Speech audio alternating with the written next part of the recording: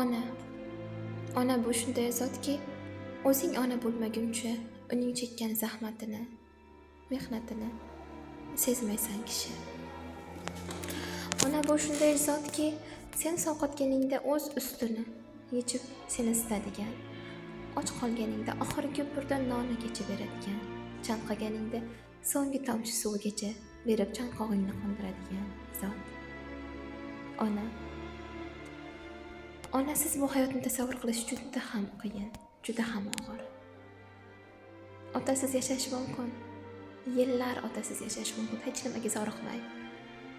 Ammo onasiz bir kun ham yashash qiyin. Bu dunyolarga sig'maganday sezadi kishi o'zini, onasiz.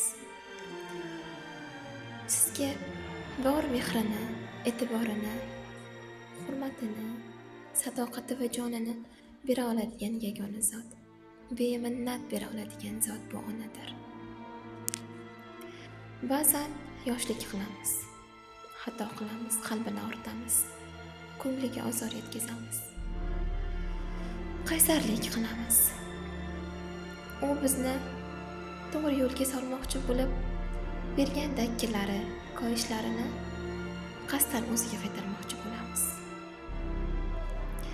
Ammo payti kelib, biz ham xuddi shu yo'lni bosib o'tayotgan damlarda farzandlarimizni koyiyotganda bir bor emas, 1000 bor, 100,000 bor eslaymiz.